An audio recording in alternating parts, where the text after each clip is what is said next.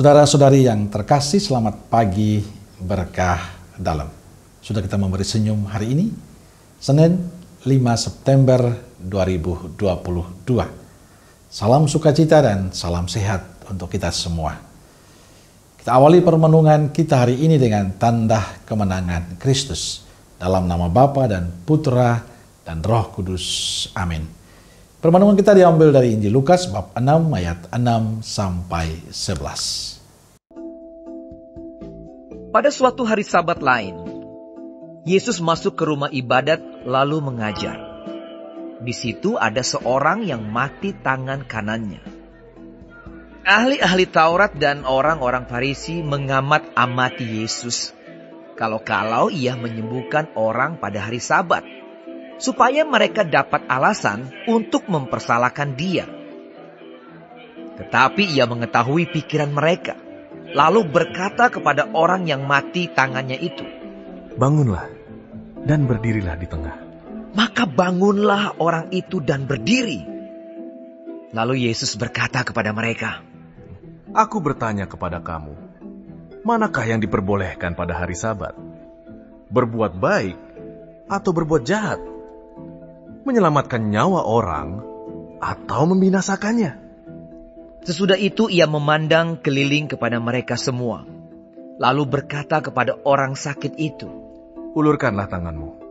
Orang itu berbuat demikian dan sembuhlah tangannya. Maka meluaplah amarah mereka, lalu mereka berunding. Apakah yang akan mereka lakukan terhadap Yesus? Saudaraku yang terkasih, karya perutusan Yesus adalah menghadirkan kebaikan, menghadirkan berkat bagi setiap orang, kapanpun dan dimanapun. Kehadiran Yesus selalu memberi berkat dan harapan baru bagi semua orang. Dan Yesus tidak membatasi dirinya oleh waktu. Apakah itu waktu baik ataukah tidak? Ini boleh ataukah tidak? Semua yang berkaitan dengan kebaikan menjadi fokus pelayanan Yesus. Namun tidak semua kebaikan yang dilakukan Yesus diterima oleh semua orang. Injil hari ini menceritakan tanggapan orang Farisi atas perbuatan Yesus yang melakukan kegiatan pada hari Sabat. Bagi kaum Farisi, hari Sabat adalah waktu pertemuan kudus. Sabat itu hari suci. Mereka khususkan untuk Tuhan dengan doa dan aktivitas rohani mereka. Tidak bagi Yesus, semua hari itu baik dan karena itu tindakan kebaikan tetap dilakukan. Salah satu yang dibuat Yesus pada hari Sabat adalah menyembuhkan orang yang mati tangan kanannya. Menyembuhkan orang pada hari Sabat adalah tindakan yang baik menurut Yesus, tapi tidak menurut kaum Farisi. Tindakan Yesus melanggar hukum Sabat mereka. Yesus tetap melanggar aturan mereka. Mereka tidak melihat nilai atau makna dari perbuatan baik Yesus. Mereka tidak melihat nilai dari apa yang dilakukan oleh Yesus. Maka mereka tetap tidak bisa menerima apapun yang dilakukan Yesus. Saudaraku terkasih, dari cara Yesus melakukan kegiatan pada hari Sabat, yakni menyembuhkan orang sakit, ada pesan untuk kita renungkan bersama pada hari ini. Yesus ingin mengatakan bahwa kebaikan itu kapanpun dan dimanapun harus kita lakukan. Kebaikan itu jangan dibatasi oleh waktu. Kebaikan itu jangan dibatasi oleh aturan. Kebaikan itu jangan dibatasi oleh kepentingan pribadi kita. Kebaikan itu jangan dibatasi oleh kelompok-kelompok kita. Setiap saat tugas kita sebagai orang beriman adalah terus berbuat baik.